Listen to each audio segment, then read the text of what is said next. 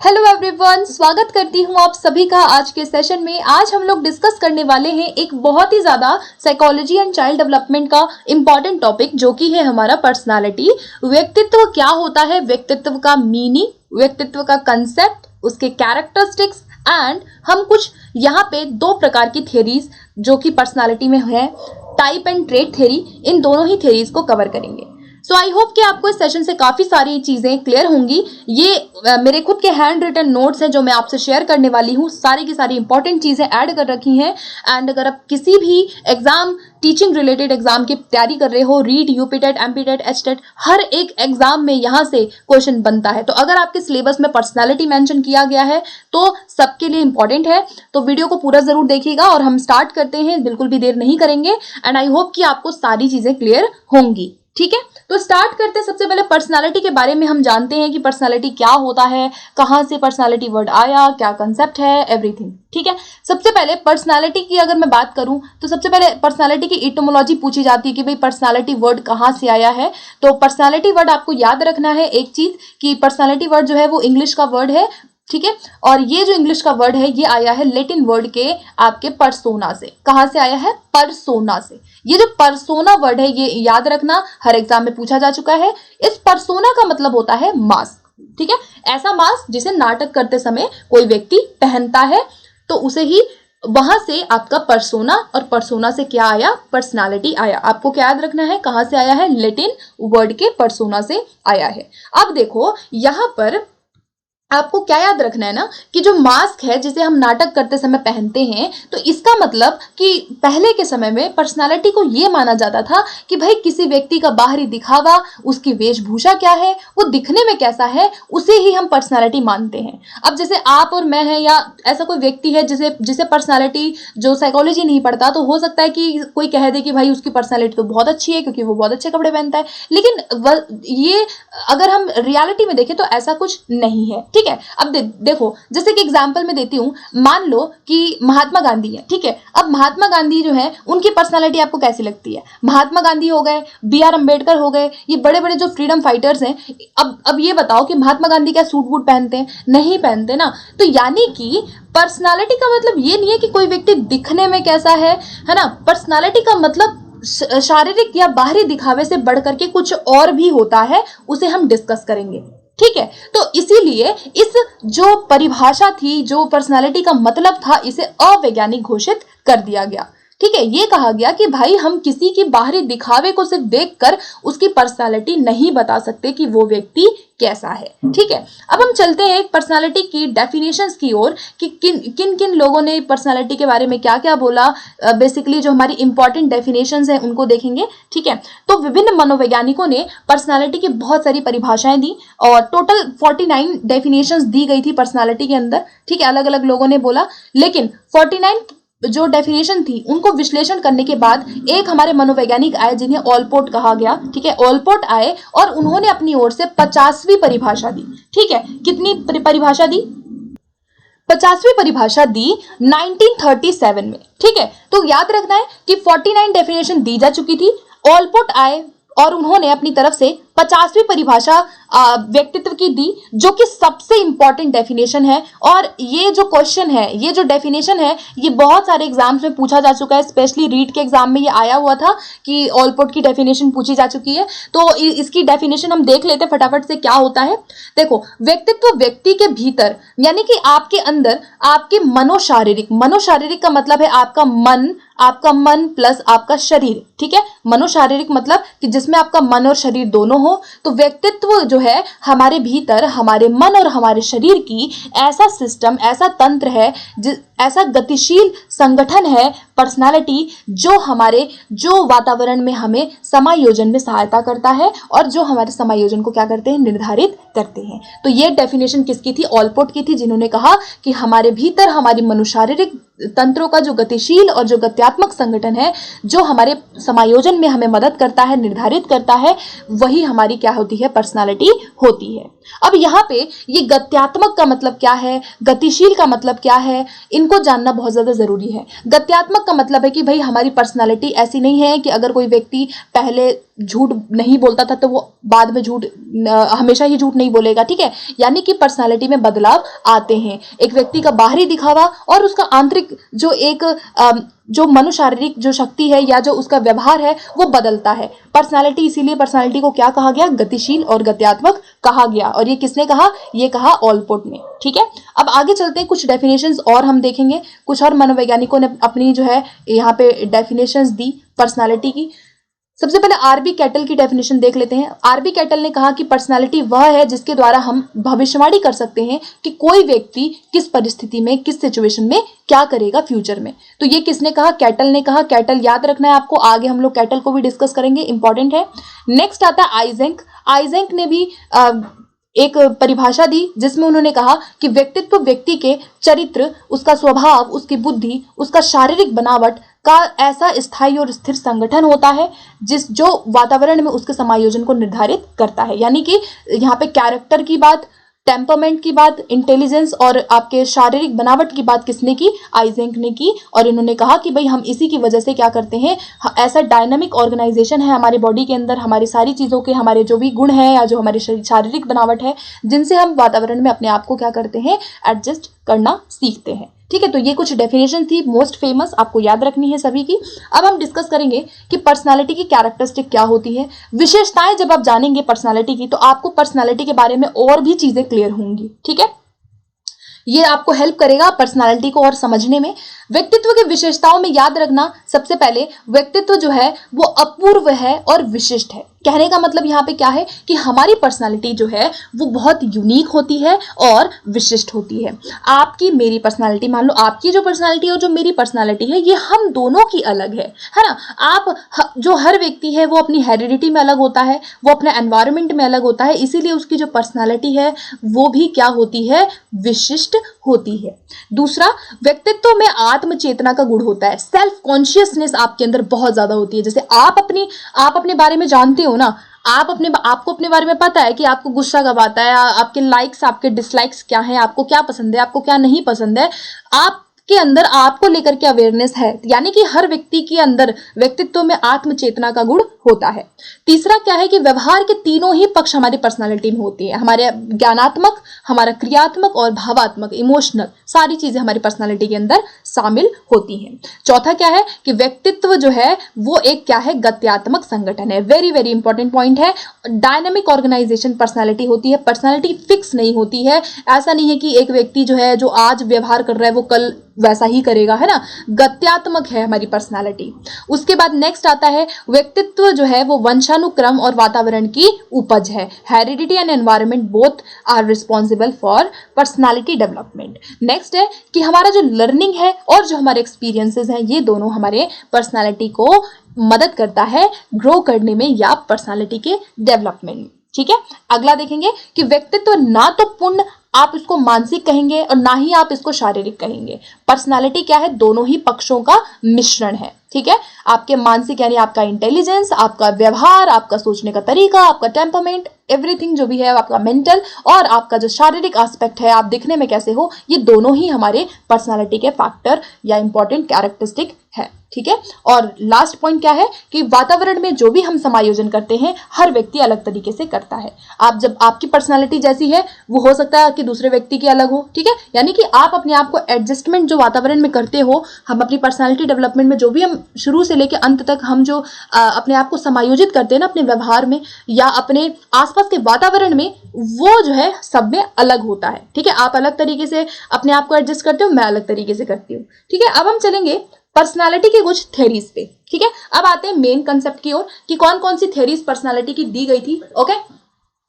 तो यहां पर मैं आपसे सिर्फ ये दो थ्योरीज को डिस्कस करूंगी गाइस, ठीक है। जैसे कि आप देख रहे हो प्रकार सिद्धांत और शीलगुण सिद्धांत, ये जो दो सिद्धांत है आज की वीडियो में मैं आपसे यही कवर करूंगी। और जो विश्लेषणवादी सिद्धांत है ये हम अगले सेशन में डिस्कस करेंगे, ठीक है। तो ये जो विश्लेषणवादी है फ्रायड का, ये हम अलग करेंगे क्योंकि अपने आप में बहुत ही ज्यादा वास्ट है ये और इंपॉर्टेंट टॉपिक है, तो इसको मैं नेक्स्ट सेशन में लाने की कोशिश करूंगी, ठीक है। यहां पर हम डिस्कस करेंगे टाइप थ्योरी और ट्रेट थ्योरी के बारे में। टाइप थ्योरी देखो क्या होता है, इसका मतलब क्या होता है ये समझ लो पहले।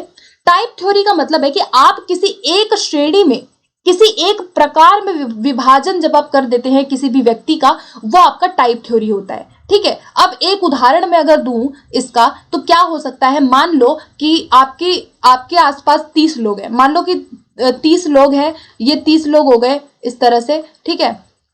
मान लो ये 30 लोग हैं टोटल।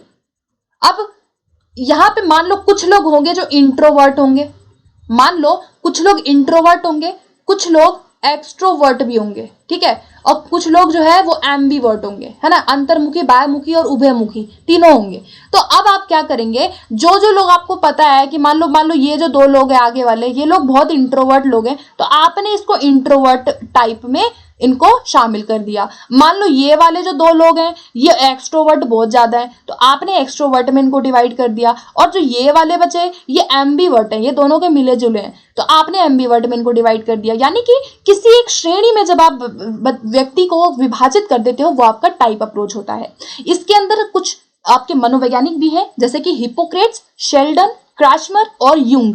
आपको क्या करना है गाइस, इनके नाम याद रखने, बहुत ज्यादा डिटेल में नहीं आता है, लेकिन आपसे यहाँ पे जो साइकोलॉजिस्ट है उनके नेम पूछे जाएंगे कि टाइप थ्योरी में कौन कौन से मनोवैज्ञानिक आते हैं, ट्रेट थ्योरी में कौन कौन से मनोवैज्ञानिक आते हैं, तो आपको दोनों ही याद रखना है। टाइप थ्योरी में आपके हिप्पोक्रेट, शेल्डन और क्रैशमर और यूंग आते हैं। और आपका अगर मैं ट्रेट की बात करूं, ट्रेट थ्योरी में वो लोग आते हैं जो आंतरिक व्यवहार के आधार पर व्यक्ति का विभाजन करते हैं, यानी कि उसके बिहेवियर के आधार पर, उसका जो व्यवहार है किसी भी चीज के प्रति, उसके आधार पर जब हम विभाजन करते हैं तो वो आपका ट्रेट अप्रोच होता है, ठीक है। इसमें आपके मेन रूप से कैटल और ओलपोर्ट आते हैं, ठीक है, कैटल एंड ओलपोर्ट। अब हम एक एक करके इनको डिस्कस करेंगे, ठीक है। सबसे पहले चलते हैं टाइप थ्योरी की तरफ। टाइप थ्योरी में देखो सबसे पुराना सिद्धांत व्यक्तित्व का क्या है, टाइप थ्योरी है, अभी हमने डिस्कस किया। तो आपको क्या याद रखना है कि अगर आपके एग्जाम में ये आता है कि भाई व्यक्तित्व का सबसे पुराना सिद्धांत कौन सा है, तो आपका क्या हो जाएगा, टाइप थ्योरी हो जाएगा सबसे पुराना, ठीक है। उसके बाद इस सिद्धांत के अनुसार क्या होता है कि व्यक्तियों को अलग अलग टाइप में आप विभाजित कर देते हो, जिनके आधार पर उनके शील गुण यानी कि जिनके आधार पर उनके ट्रेड्स का विभाजन किया जाता है। सबसे पहला सिद्धांत अगर मैं टाइप थ्योरी की बात करूं तो कौन आए थे, हिप्पोक्रेट्स लेकर के आए थे। सबसे पहला सिद्धांत, ये आपका रीट एग्जाम में आ चुका है प्रश्न, ठीक है, रीट के प्रीवियस ईयर क्वेश्चन देखोगे तो आपको मिल जाएगा। ये पूछा जा चुका है कि सबसे पुराना जो ट्रेट थ्योरी है, जो आपका बेसिकली टाइप थ्योरी है, वो किसने दिया, तो वो हिप्पोक्रेट्स ने दिया था, ठीक है। पहले मनोवैज्ञानिक थे जिन्होंने आपका टाइप थ्योरी में अपने सिद्धांत को दिया था। अब क्या दिया था इन्होंने, इसको डिस्कस करते हैं हम फटाफट से, ठीक है। देखो हिप्पोक्रेट्स ने जो वर्गीकरण किया था उन्होंने पित्त के आधार पर किया था, ठीक है। पित्त के आधार पर के मतलब है कि किस तरह का पित्त व्यक्ति के शरीर में है, उस आधार पर इन्होंने व्यवहार का निर्धारण किया था। जैसे कि फॉर एग्जाम्पल यहाँ पे पीला पित्त दिया हुआ है, पीला पित्त, काला पित्त, रक्त की मात्रा और कफ की मात्रा, ठीक है। अगर किसी व्यक्ति के अंदर पीले पित्त की मात्रा ज्यादा है तो पीले से याद रखना कि उस व्यक्ति का स्वभाव कैसा रहेगा, चिड़चिड़ा रहेगा, बेचैन रहेगा, रेस्टलेस रहेगा, तुनुक मिजाजी रहेगा, हर बात पे चिढ़ जाने वाला जो लोग होते हैं वो कैसे होंगे, जिनके अंदर पीला पित्त ज्यादा होता है, यानी कि आपका येलो, ठीक है। तो ऐसे लोग गुस्सैल होते हैं। इनका टाइप क्या बोला इन्होंने, हिप्पोक्रेट्स ने, कि भाई पीले पित्त की मात्रा अगर आपकी बॉडी में है तो आप गुस्सैल टाइप के होंगे, चिड़चिड़े होंगे, बेचैन होंगे। काले पित्त की मात्रा देखो, जिनके अंदर काला है, ब्लैक, तो वो लोग बहुत उदास रहेंगे, डिप्रेस्ड रहेंगे, और ऐसे लोग जो हैं वो निराशावादी होते हैं। इनका स्वभाव क्या होता है, मंदित और उदास रहते हैं, और इसको किस टाइप में विभाजित किया गया, निराशावादी टाइप में विभाजित कर दिया गया, ठीक है। अब नेक्स्ट आता है रक्त। जिन व्यक्तियों के अंदर रक्त या रुधिर की मात्रा ज्यादा होती है वो लोग उनका स्वभाव प्रसन्नता से होता है, बहुत खुश रहते हैं, और इस प्रकार के टाइप में किसको बोला गया, इस प्रकार के जो व्यक्ति होते हैं वो उत्साही में आते हैं और आशावादी लोग में आते हैं। तो क्या आप देख रहे हो कि हिप्पोक्रेट्स ने क्या किया कि पित्त के आधार पर जो हमारे बाइल है, येलो बाइल, आपका ब्लैक या आपका ब्लड है या आपका कफ है, इसके आधार पर व्यक्ति के स्वभाव को बताया, और उस स्वभाव में व्यक्ति को अलग अलग टाइप में इन्होंने डिवाइड कर दिया। जैसे अगर पीला पित्त है तो गुस्सैल हो जाएंगे, काले पित्त वाले है तो निराशावादी हैं, रक्त है तो उत्साही और आशावादी हो जाएंगे, और अगर कफ की मात्रा ज्यादा है तो ऐसे लोगों का स्वभाव बहुत शांत होता है, बहुत इनएक्टिव लोग होते हैं, निष्क्रिय रहते हैं, और इस तरह के लोग विरक्त होते हैं, यानी अलग अलग रहने वाले लोग ये होते हैं। तो 4 प्रकार से विभाजित हिप्पोक्रेट्स ने किया, पीला पित्त, काला पित्त, रक्त और कफ।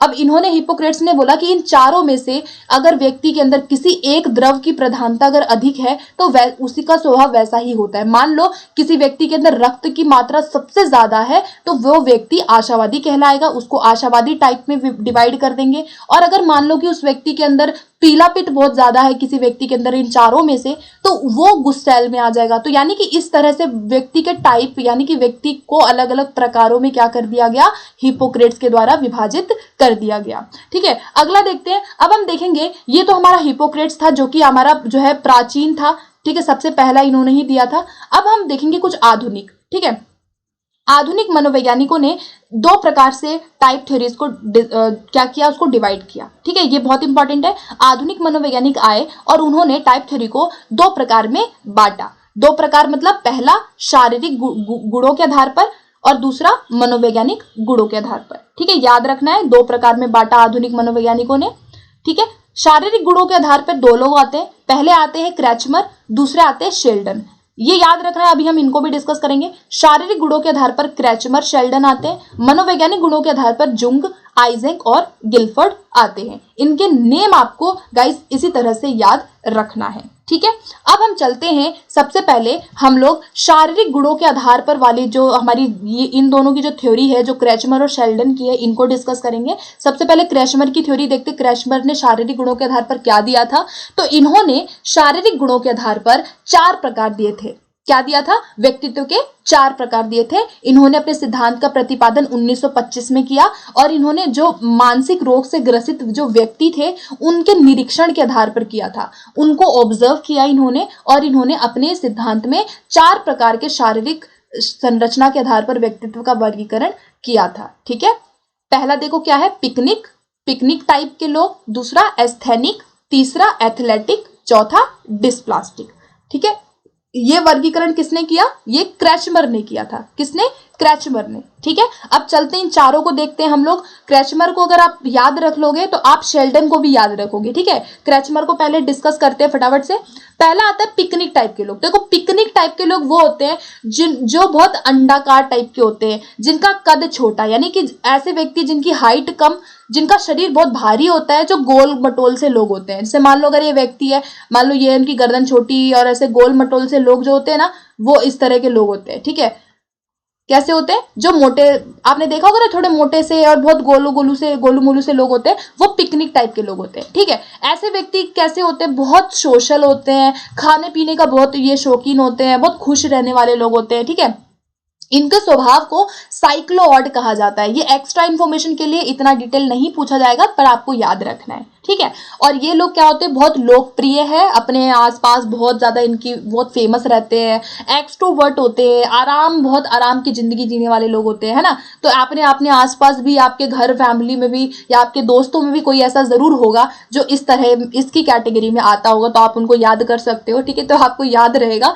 पिकनिक टाइप में कौन कौन से लोग होते हैं। ठीक है, तो ऐसे लोग जो गोलू मोलू से और बिल्कुल आराम और सोशल और खाने पीने के शौकीन होते हैं। ठीक है, सेकंड देखते हैं। हमारा सेकंड टाइप इन्होंने बोला एस्थेनिक टाइप। एस्थेनिक टाइप में कौन से लोग होते हैं, जो जिनका कद लंबा होता है लेकिन ये बहुत पतले होते हैं। ठीक है, कैसे लोग होते हैं एस्थेनिक। अब इसमें ऐसे लोग होते हैं जो लंबे तो है, मान लो ये है, इनकी हाइट तो बहुत होती है, इस तरह से हाइट बहुत है इनकी, लेकिन ये बहुत पतले होते हैं। ठीक है, पतले, हाइट कम, ज्यादा हाइट होती है, मतलब कद इनकी लंबा होता है, मांसपेशियां इनकी अच्छे से विकसित नहीं हो पाती है, बहुत दुबले पतले से होते हैं, वजन इनका बहुत कम होता है। वजन क्या होता है, कम होता है।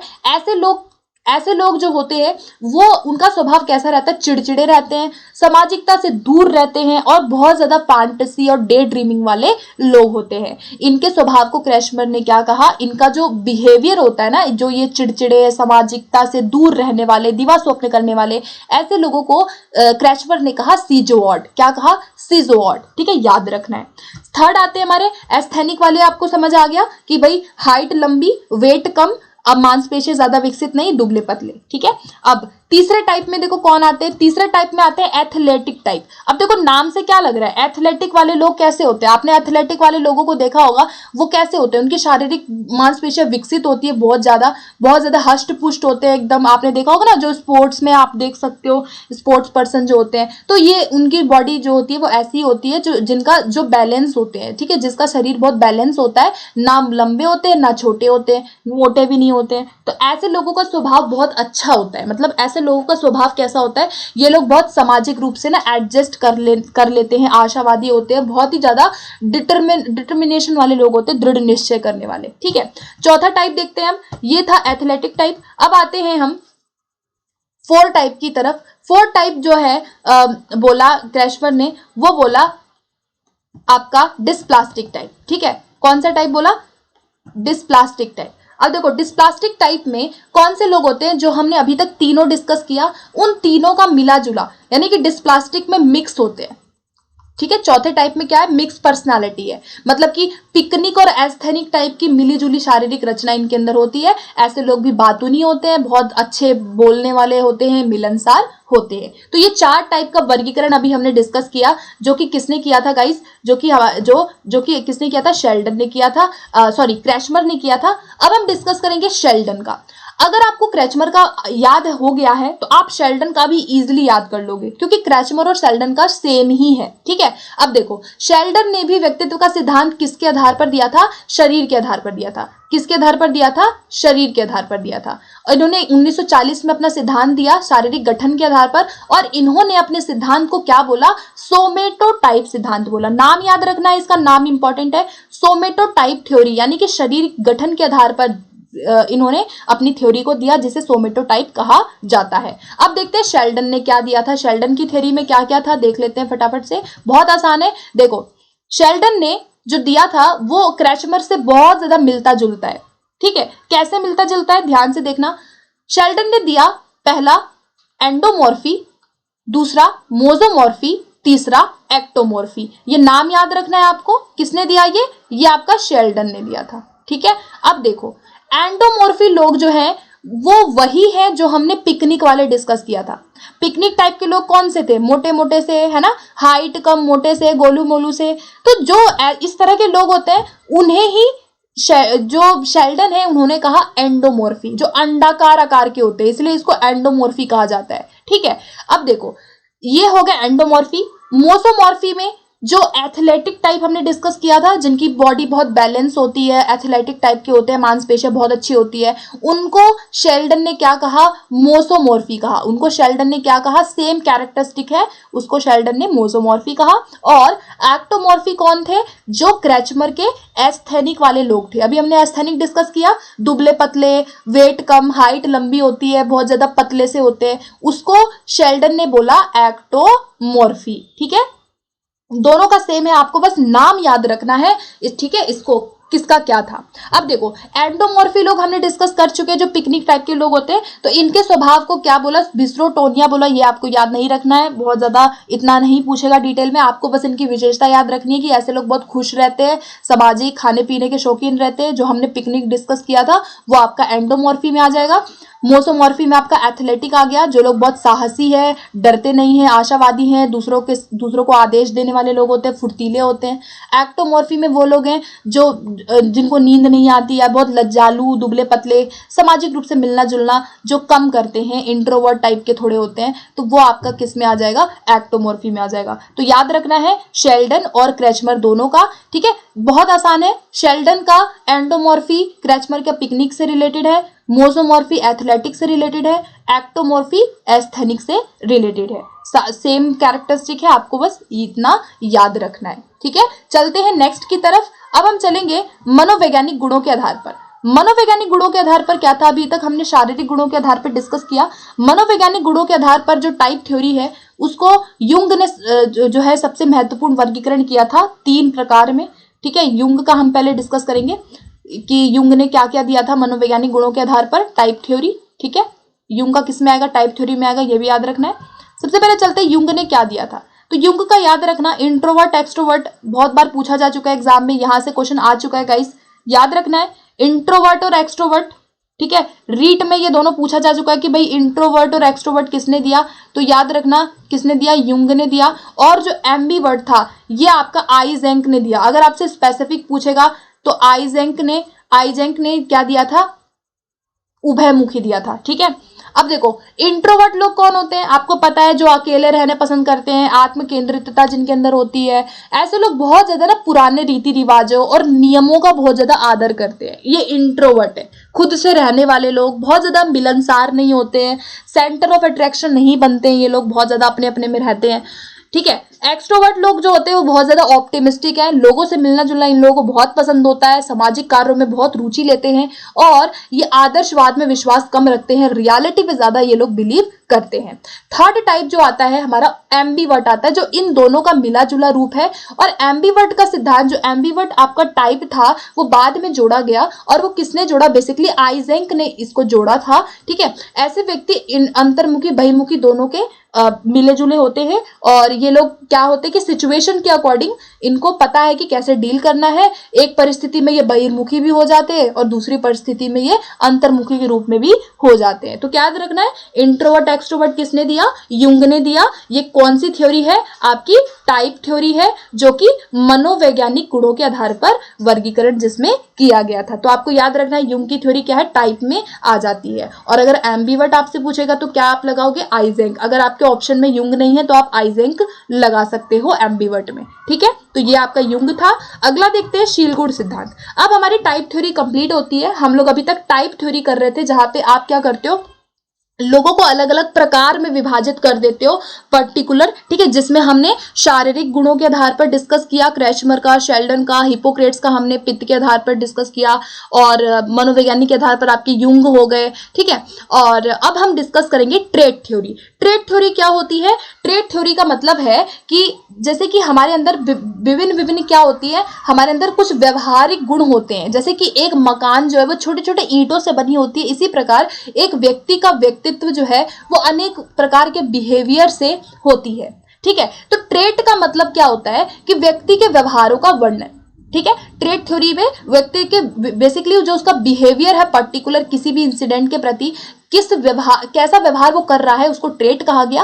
और ये चीज याद रखना कि व्यक्ति में जो व्यवहार हमारे होते हैं ना वो निरंतर होने चाहिए, तभी वह शील गुण कहलाता है। जैसे फॉर एग्जाम्पल कि अगर मान लो एक व्यक्ति है जो, मान लो उसने एक बार सच बोला, वो बहुत सच्चा है, उसने सच बोला एक बार, तो मान लो वो एक बार सच बोल रहा है और वो अगली बार झूठ बोल रहा है, तो उसको हम ट्रेट नहीं कहेंगे। ट्रेट वही है जो व्यक्ति हर बार दिखाता है। जैसे मान लो ईमानदारी, मान लो एक व्यक्ति है जो कहीं भी जाता है हमेशा वो ईमानदारी का गुण दिखाता है, निरंतर वो ईमानदार रहता है, तो उसको ही हम शील गुण कहेंगे। हम शील गुण ये नहीं कहेंगे कि भाई एक बार उसने अपनी ईमानदारी दिखा दी तो वो व्यवहार उसका शील गुण हो गया, ठीक है। शील गुण वही है जो आप जिसको रिपीट करते हो, जिसके अंदर कंसिस्टेंसी होती है, ठीक है। अब देखो शील गुण का सिद्धांत में सबसे पहला हम थ्योरी देखते हैं, ठीक है। सबसे पहली थ्योरी हमारी आती है ऑलपोर्ट की, बहुत इंपॉर्टेंट है ऑलपोर्ट का शील गुण सिद्धांत। ऑलपोर्ट ने दो प्रकार के शील गुण बोले, ठीक है, जो आपको याद रखना है।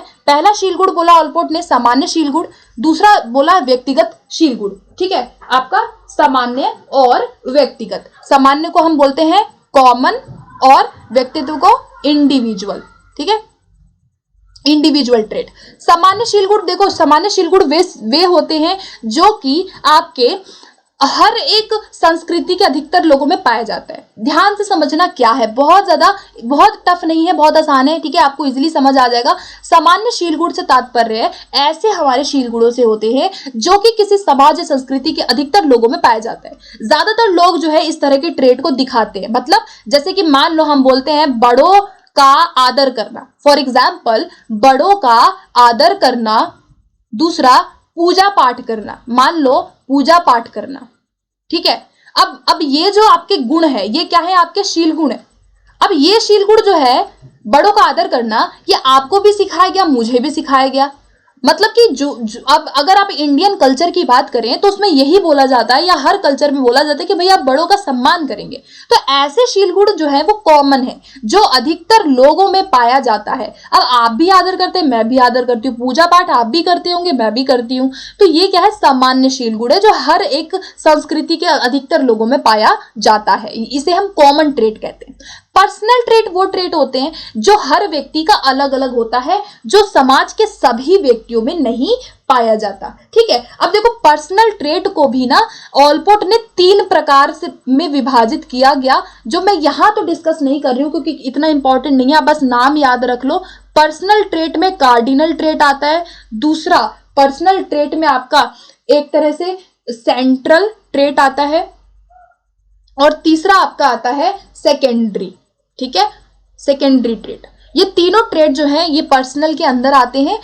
पर्सनल ट्रेट में वो ट्रेट आते हैं जो हर व्यक्ति में अलग अलग पाया जाता है, जैसे कि आपके अंदर हो सकता है कि आपके अंदर जो ऐसा गुण हो बहुत ज्यादा मिलनसार, मेरे अंदर ना हो, है ना। तो यानी कि पर्सनल ट्रेट जो हर व्यक्ति का अलग अलग होगा, आपकी लाइक, आपकी डिसलाइक, आपको क्या पसंद है, आप कैसे सोचते हो, हर व्यक्ति का अलग है। तो ये आपका पर्सनल ट्रेट हुआ। ठीक है, तो यहां पर क्या है कि सामान्य शील गुण और जो व्यक्तिगत शील गुण है, इसका सिद्धांत किसने दिया? ऑलपोर्ट ने दिया था। व्यक्तिगत शील गुणों के भी 3 प्रकार ऑलपोर्ट ने बोले, कार्डिनल, सेंट्रल एंड सेकेंडरी, जो कि हमारे पर्सनल हमारे गुण होते हैं, हर व्यक्ति का गुण अलग अलग होता है। ठीक है, ये था हमारा ऑलपोर्ट का। अब हम चलते हैं कैटल का। कैटल ने भी ट्रेट थ्योरी दी। कैटल की ट्रेट थ्योरी में क्या था कि इन्होंने क्या किया कि जो ऑलपोर्ट ने 18,000 शील गुण बताया था, ठीक है, उसमें से 4500 जो शील गुणों को इन्होंने चुना। मतलब कि कैटल ने ट्रेड्स की खोज की। पहले ऑलपोर्ट ने 18,000 शील गुणों को बताया, उसके अंदर से इन्होंने 4500 ऐसे हमारे शील गुणों की इन्होंने व्याख्या की कैटल ने, जो हमारे अंदर पाए जाते हैं। ठीक है, अगला देखते हैं। कैटल ने शील गुणों को कई ढंग से विभाजित किया और बाद में इनकी संख्या को कितना कर दिया? 35 कर दिया। मतलब इतने सारे शील गुणों में उन्होंने इन हमारे जो गुण होते हैं उसकी संख्या 35 कर दी, और उन्होंने व्यक्तिगत शील गुणों को 2 प्रकार में विभाजित किया। व्यक्तिगत शील गुणों को कैटल ने कितने प्रकार में विभाजित किया था? 2 प्रकार में। पहला आता है आपका सरफेस ट्रेट, ठीक है, सरफेस ट्रेट, एंड दूसरा आपका आता है आपके सोर्स ट्रेट। ठीक है, 2 प्रकार से विभाजित किया कैटल ने, सरफेस एंड सोर्स। मतलब कि सतही शील गुण और मूल शील गुण। सतही शील गुण और मूल शील गुण के बारे में अब हम डिस्कस करेंगे। ठीक है, सबसे पहले सतही शील गुण का मतलब क्या होता है? बहुत आसान है, देखो ध्यान से समझना। सतही शील गुण वो शील गुण होते हैं जो हमारी प्रतिदिन की अंतःक्रिया में हम लोग जिसको आसानी से बहुत जल्दी अभिव्यक्त कर देते हैं। मतलब ऐसे ट्रेट जो आप आसानी से अभिव्यक्त कर सकते हो, जिसे हम ऑब्जर्व कर सकते हैं, जैसे कि आपकी प्रसन्नता, परोपकारिता, आप सत्य कितना बोलते हैं, आप कितना आदर करते हैं, आप कितने प्रसन्न रहते हैं। इस तरह के गुण जो है हम डेली बेसिस पे करते हैं। खुश रहना, हम दूसरों का आदर कर रहे हैं, सच बोल रहे हैं। तो यानी कि ये कुछ ऐसे शील गुण हैं जो आपके सरफेस हैं, जो ऊपर ऊपर से आपको दिखाई दे जाते हैं, जिन्हें हम ऑब्जर्व कर सकते हैं कि भाई ये व्यक्ति सच बोल रहा है, ये ईमानदार है, और ये जैसे हम कहते हैं ना कि भाई ये व्यक्ति तो बड़ा ही आदर करता है हमारा, है ना, ये तो बड़ा रिस्पेक्ट करता है। तो ये क्या सतही है। ठीक है, मूल शील गुण में देखो क्या आएगा? मूल शील गुण वो शील गुण है जो हमारे अभिव्यक्त नहीं होते हैं, हम जिसको ऑब्जर्व नहीं कर सकते डायरेक्टली। ऐसे शील गुण आंतरिक होते हैं, मतलब कि सरफेस ट्रेट के आधार पर आपके मूल शील गुण होते हैं। ठीक है, इन शील गुणों की उत्पत्ति जो है वो सतही शील गुण के रूप में मिलाने पर होती है। मतलब कि अगर आपके मान लो कि आपके ट्रेट जो है, आपके सरफेस ट्रेट अगर मैंने ऐड किए, मिला दिए, तो उससे जो मेरा ट्रेट बनेगा वो बनेगा मेरा मूल शील गुण। ध्यान से समझो मैं क्या कह रही हूं कि आपके जो सरफेस ट्रेट है, यानी कि ऐसे आपके गुण जो आप जैसे कि खुश रहना, फ्रेंडली रहना, है ना, बातूनी रहना, ईमानदार रहना, ये ऐसे ट्रेट है जो सतही है, जो हम दूसरे व्यक्तियों में ऑब्जर्व कर लेते कि भाई ये व्यक्ति ऐसा है। अब इन सतही शील गुणों को जब मैंने ऐड किया, जैसे कि मान लो आपके अंदर सामुदायिक भावना है, मतलब कि आप सोसाइटी में बहुत अच्छा काम कर रहे हो और आपके अंदर निस्वार्थता है, मतलब आप बिल्कुल भी स्वार्थी नहीं हो, है ना। मान लो आप बिल्कुल भी स्वार्थ नहीं दिखाते हो, आप बिल्कुल निस्वार्थ भावना से समुदाय की सेवा करते हो, तो इन दोनों को मिलाने से जो हमारा गुण आया वो गुण क्या आया, मित्रता का गुण। यानी कि मैं ये कह सकती हूं कि आपके अंदर जो मूलशील गुण है वो मित्रता का गुण है, जिसे हम देख तो नहीं सकते लेकिन हम इसे एक तरह से हम सतहीशील गुण के आधार पर इसको हम डिफाइन कर सकते हैं। तो ये जो आपको दोनों कंसेप्ट किसने दिया, कैटल ने दिया, सतहीशील गुण और मूलशील गुण, याद रखना है, ठीक है। अब देखो, कैटल ने सतहीशील गुण को शील गुण सूचक कहा, ट्रेट इंडिकेटर कहा, याद रखना है। जो सतहीशील गुण है वो आपके ट्रेट इंडिकेटर होते हैं, और जो आपके मूलशील गुण थे उनको जो कैटल है उन्होंने इंपॉर्टेंट ज्यादा माना, ठीक है। अब देखो, कैटल ने कहा कि भाई 23 जो मूलशील गुण होते हैं वो हर सामान्य व्यक्ति में पाए जाते हैं। याद रखना कि कितने मूलशील गुण, मूलशील गुण का मतलब है कि आपका सोर्स ट्रेट जो है वो कितने पाए जाते हैं, नॉर्मल व्यक्तियों में 23 पाए जाते हैं। कितने, 23, आपको नंबर याद रखना है। और अगर कोई व्यक्ति असामान्य व्यक्ति है, यानी कि जो नॉर्मल नहीं है, कोई बीमारी है या मेंटली जो अच्छा नहीं है, उसके अंदर इस तरह के कितने होते हैं, 12 शील गुण होते हैं। तो नॉर्मल व्यक्ति में 23 शील गुण होते हैं हमारे इस तरह से, और 12 किसके अंदर होते हैं, जो असामान्य है। और एक और बात याद रखना सबसे इंपॉर्टेंट, कि 23 में से 16 को कैटल ने इंपॉर्टेंट बताया, और इसे मापने के लिए इन्होंने प्रश्नावली तैयार की, जिसे 16 प्रश्नावली फैक्टर यानी कि 16 पर्सनालिटी फैक्टर कहा गया। तो यानी कि ये जो आपका आता है ना कि भाई 16 पीएफ फैक्टर किसने दिया, ये बहुत पेपर में आ चुका है कि 16 पर्सनालिटी फैक्टर किसने दिया, तो ये दिया आपके कैटल ने, जिन्होंने क्या किया कि जो शीलगुण थे 23 मूल शीलगुणों को उन्होंने 16 में उन्होंने उसको डिवाइड किया, 16 उन्होंने किया, और इन 16 के बाद उन्होंने प्रश्नावली तैयार की। ठीक है गाइस, तो ये हम आगे जो है कैटल का ये जो फैक्टर वगैरह है ये हम आगे असेसमेंट में डिस्कस करेंगे। तो यहाँ पे हमारी आज की ये थ्योरीज कंप्लीट होती हैं। सो गाइस, आई होप आप लोगों को आज के सेशन में सारी की सारी जो टाइप एंड ट्रेट थ्योरी था, जो कंसेप्ट था, किसने क्या दिया, वो सारी चीजें क्लियर हो गई होंगी। ओके गाइस, सो अगर आपको सेशन अच्छा लगता है तो प्लीज इस सेशन को लाइक जरूर कीजिएगा एंड सब्सक्राइब कीजिएगा और बेल आइकन को प्रेस करिएगा अगर आपको इसी तरह से और भी वीडियोस चाहिए। इसके अलावा आप मुझसे टेलीग्राम पे जुड़ सकते हैं, लिंक आपको इस वीडियो के डिस्क्रिप्शन बॉक्स में या कमेंट सेक्शन में मिल जाएगा। नोट्स के लिए आप टेलीग्राम ज्वाइन कर लें, एंड आप मुझे इंस्टाग्राम पे फॉलो कर सकते हैं, मेरे नाम से सर्च कर सकते हैं, या आप टेलीग्राम पे फॉलो कर सकते हैं मुझे। ठीक है, तो मिलते हैं फिर नेक्स्ट सेशन में। Okay, thank you.